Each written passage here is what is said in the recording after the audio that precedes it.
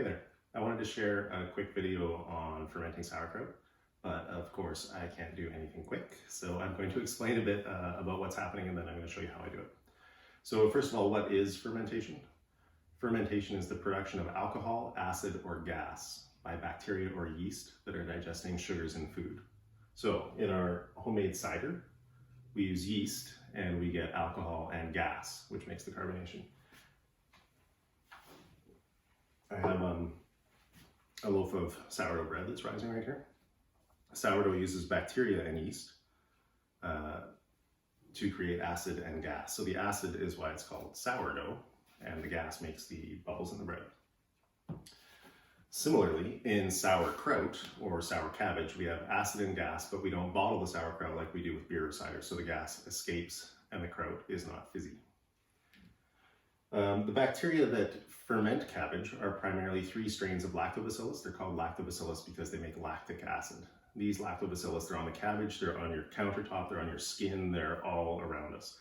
But there's also a lot of other microbial life that's around, some of which will rot or mold your cabbage. So we slow these spoilage organisms down using salt. So you don't need salt to ferment, but if you don't use it, you will lose some jars to spoilage. Salt also slows down the lactobacillus a little bit, but they can tolerate more salt. That's the strains that make sauerkraut. Once you're using over about 10% salt by weight, fermentation can't occur, and what you're doing then is salt curing, like you're making salt cod. So for sauerkraut, about 2% salt by weight is typical. Now, lots of people don't weigh their salt, they just taste the food as they're salting it. If you grew up with your grandmother making sauerkraut and sharing the salted cabbage with you as she was working, then that's great. But I didn't grow up that way, so I have no idea what it should taste like. Sauerkraut is super easy to make, but some vegetables spoil more easily, like tomatoes. I have a jar of fermented green tomatoes here.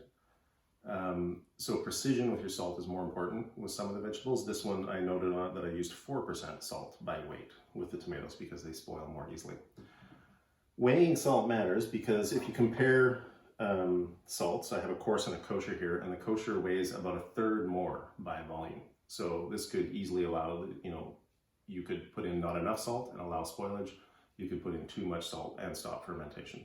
So weigh your salt. Any recipe that doesn't give weight, I just ignore. This scale was like $7 on eBay. This one was $20. Both of these weigh down to 0.1 of a gram. Now, if you don't have a scale, you can make it work. So you can weigh your cabbage in the store. You could ask a friend to weigh some salt for you. You could buy a new box of salt and carefully measure how many cups are in it and then do the math for tablespoons and teaspoons. But here we have 1,750 grams of cabbage, and 2% of that by weight is 35 grams of salt. So I use the kosher salt because it dissolves more easily. Many people say you can't use iodized salt, but that's wrong. It does work, but if you're making pickles, for example, with a brine like this one, if you use iodized salt, the brine will be cloudy, which is just not very nice looking. So most people don't do it, but you can use it. It won't stop fermentation. I prefer the kosher. I like to add a thinly sliced clove of garlic for every pound of cabbage, or about 500 grams. So I have that here.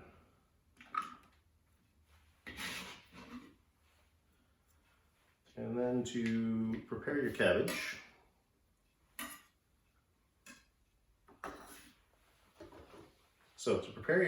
you cut it into quarters and then you core them.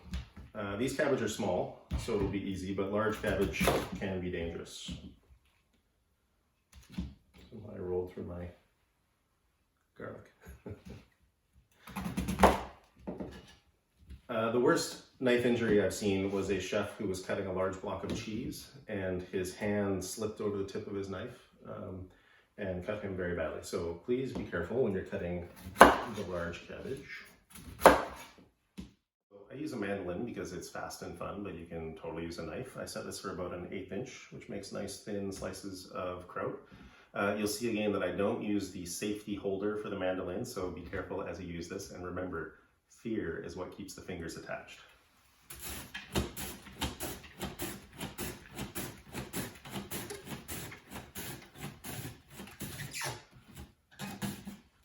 And then if I get down to the ends where they're starting to get flat, I'll just set that aside and finish them up with a knife.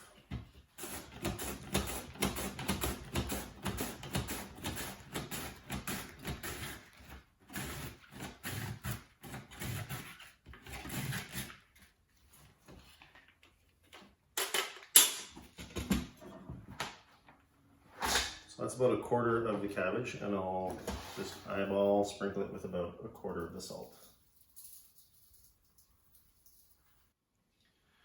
Okay, so I've shredded all the cabbage and I've chopped the loose leaves with a knife. Now I'm just going to grate the cores and throw them in too.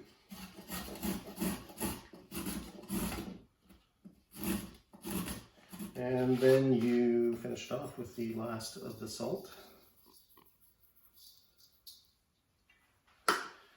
And now you massage like crazy. Cabbage is very fibrous, which is what makes it so good for your gut health. But you want to start softening it so you can get it in the jar and get it to start releasing the water so that it makes a brine with the salt.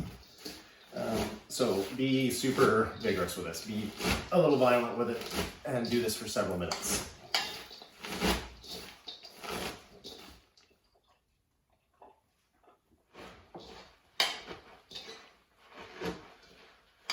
All right, I've only been massaging this for 2, maybe 3 minutes, but it's already releasing brine in the bowl. The cabbage no longer looks like a raw vegetable. It looks distinctly, it's quite a bit softer, the color's changed, and there's a lot more moisture on it. So it's time to pack the jar. And again, we're gonna go hard on this. You can use your fist if it'll fit in the jar, or you can use a stomping tool or a piece of lumber.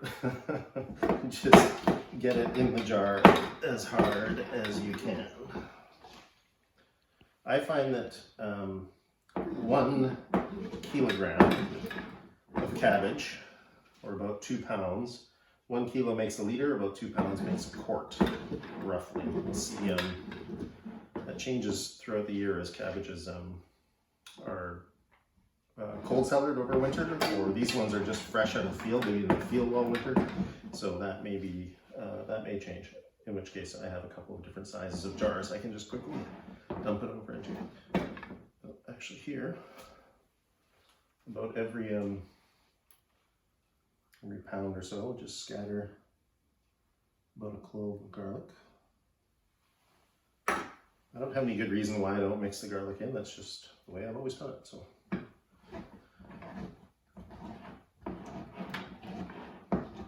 you can see how the brine is already, when I push on it, the brine is starting to come to the surface.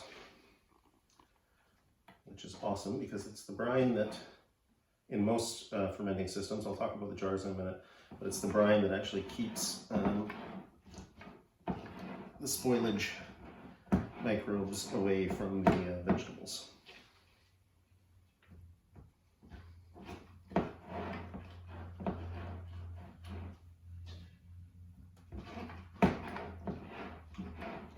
Fill it up to about shoulder, a little more garlic.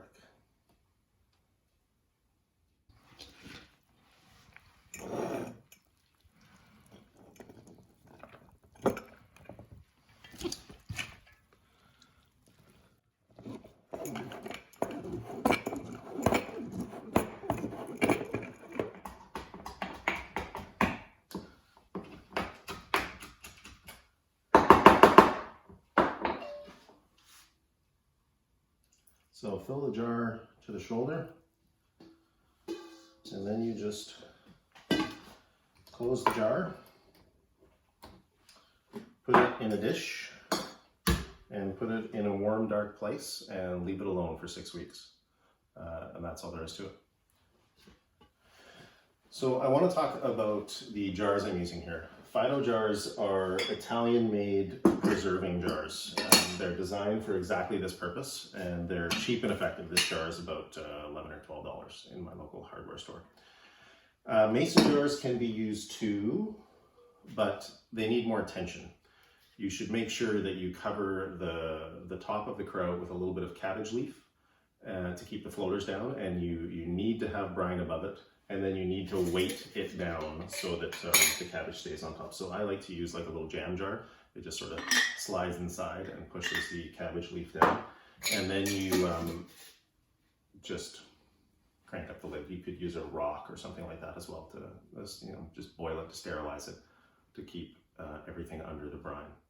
Now, after a few days, fermentation will start producing a lot of gas. This can push liquid out of the jar, which is why you set your jar in a dish. Fido jars auto-magically let the gas escape past the gasket, which is one of the reasons they're so easy to use and so awesome.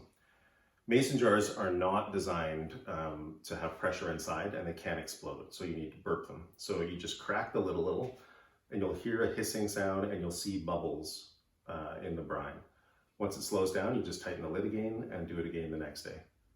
After about a week of this, the gas production will slow down, and you can space out your burping more every couple days, every 3 days. And if you just don't see many bubbles in the brine, after a couple weeks, you can stop. Over time, the brine might get reabsorbed and the kraut will start to look dry. This is normal, don't worry about it. If you open the jar to add more brine, you will also allow oxygen in, which feeds mold. With a Fido jar, you can just leave this in a cool room for months. We just finished a jar that was a year old and was unrefrigerated in our back room.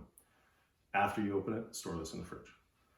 So that's all there is to it. Sauerkraut is super easy, it's safe, it's delicious, and it's so rewarding to make. So give it a try.